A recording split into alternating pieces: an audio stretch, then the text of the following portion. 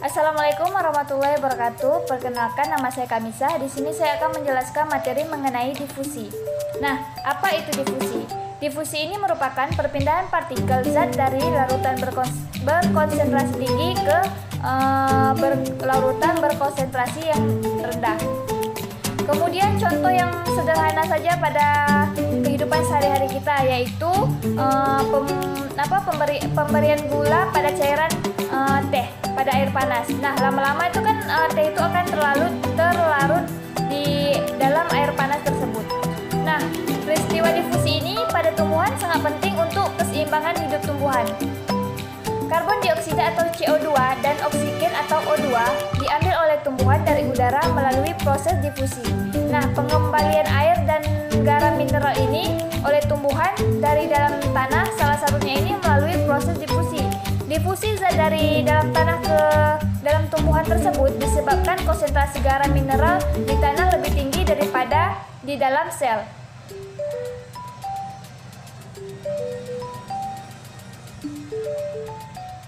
Nah, bisa dilihat gambar dari proses difusi. Nah, difusi ini ialah salah satu cara di mana molekul bergerak masuk dan keluar dari sel tersebut. Nah, molekul ini memindahkan gradien konsentrasi mereka melintasi membran sel. Nah, ini itu tidak mengharuskan sel untuk menggunakan energi ke pergerakan molekul melalui membran sel dengan difusi bersifat pasif. Nah, difusi ini dibuat lebih efisien dengan ada 3 cara. Yang pertama ini memiliki jarak dekat agar molekul itu menyebar. Kemudian yang B mempertahankan gradien konsentrasi yang curam.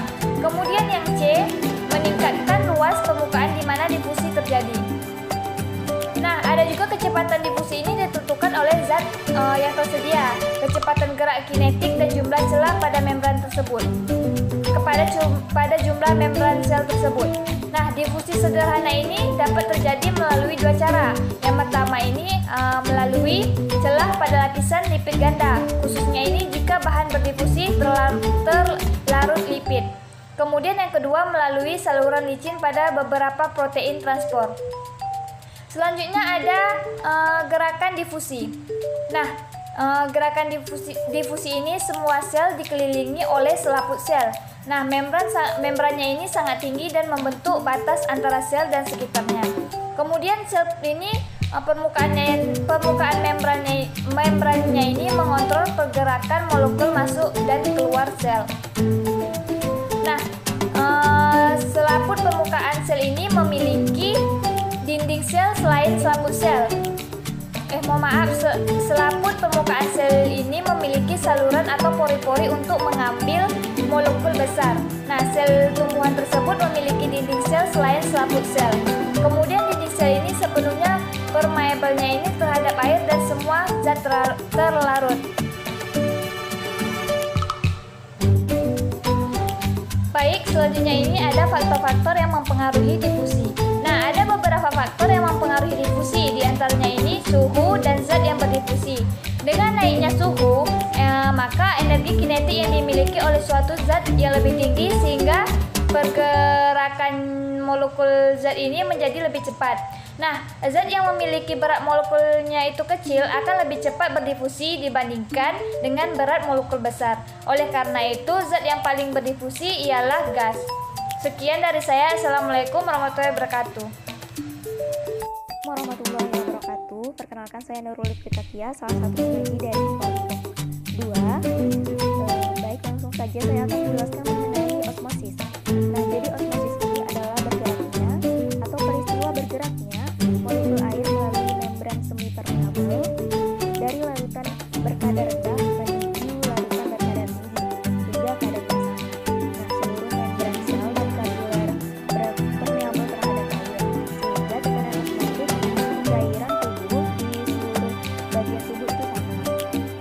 Kemudian ada pula pengertian osmosis yang lainnya, yaitu osmosis merupakan proses perpindahan molekul-molekul pelarut atau air dari konsentrasi yang pelarut yang tinggi ke konsentrasi pelarut yang lebih rendah melalui membran diferensial permeabel.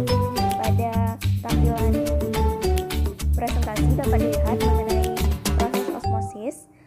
Selanjutnya, juga masih mengenai pengertian osmosis. Jadi osmosis merupakan difusi air dari daerah yang memiliki potensial air lebih tinggi ke daerah yang potensial airnya lebih rendah melalui suatu membran semi permeabel. Potensial osmotik suatu larutan selalu negatif yang ekuivalen dengan nilai tekanan osmotiknya yang sebenarnya. Selanjutnya ada pula faktor-faktor yang mempengaruhi terjadinya osmosis pada sel hidup. Yang pertama yaitu ukuran zat terlarut. Semakin banyak zat terlarut, maka peristiwa terjadinya osmosis akan semakin cepat. Karena zat terlarut memiliki tekanan osmotik yang berfungsi untuk memecah zat pelarut bergerak melalui membran semi permeabel, juga sebaliknya.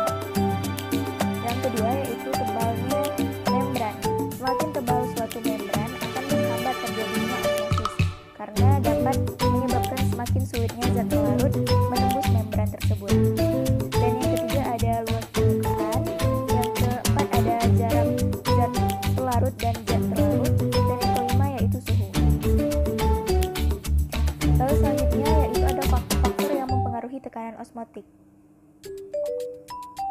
Cepat lambatnya difusi dan osmosis dipengaruhi oleh beberapa faktor, antara lain yaitu yang pertama ada perbedaan konsentrasi, yang kedua ada suhu, ketiga ada tekanan, dan selanjutnya ada matriks atau bahan penyusun. Nah, jika suhu semakin tinggi maka tekanan osmosisnya ini akan semakin naik. Semakin pekat larutan maka tekanan osmosis akan semakin tinggi pula. Selanjutnya ada pula peranan osmosis pada tumbuhan. Yang pertama yaitu osmosis ini dapat membantu penyerapan air pada tanaman. Yang kedua yaitu turgidity atau turgiditas organ tanaman tergantung pada air yang diserap karena osmosis. Yang ketiga yaitu pergerakan air dari satu sel ke sel lainnya disebabkan oleh osmosis.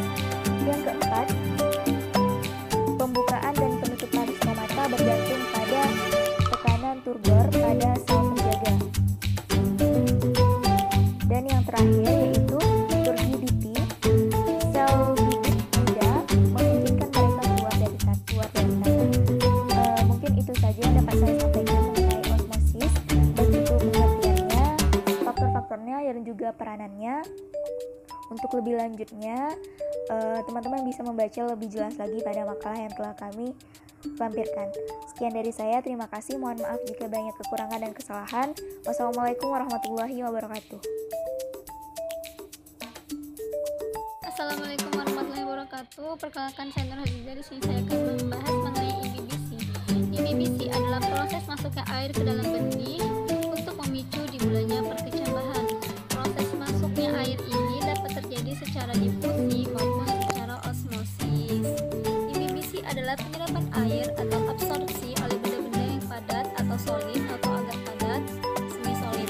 Pada benda-benda itu punya zat penyusun dari bahan yang berupa koloid. Suradinata 1993. Ada banyak hal yang merupakan proses penyerapan air yang terjadi pada makhluk hidup. Misalnya penyerapan air dari dalam tanah oleh akar tanaman. Namun penyerapan yang dimaksudkan di sini yaitu penyerapan air oleh biji kering. Baik, selanjutnya ada faktor yang mempengaruhi proses IBBC. Yang pertama, faktor dalam terdiri dari kecepatan transpirasi. Semakin cepat transpirasi, maka semakin cepat penyerapannya. Lalu yang kedua, sistem perakaran. Tumbuhan yang mempunyai sistem perakaran yang berkembang baik akan mampu mengadakan penyerapan lebih kuat karena jumlah bulu akar semakin banyak. Yang ketiga, kecepatan metabolisme. Karena penyerapan memerlukan energi, maka semakin cepat metabolisme, terutama respirasi, maka akan mempercepat penyerapan. Selanjutnya ada faktor lingkungan, terdiri dari satu, ketersediaan air tanah, yang kedua konsentrasi air tanah, yang ketiga temperatur tanah, dan yang keempat aerasi tanah.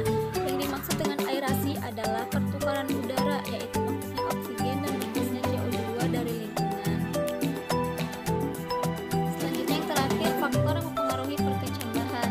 Faktor yang mempengaruhi perkecambahan ada dua, yaitu faktor dalam berupa gen, persediaan makanan dalam biji, hormon, ukuran, dan kekerasan biji, dormansi, dan faktor luar yaitu air, temperatur,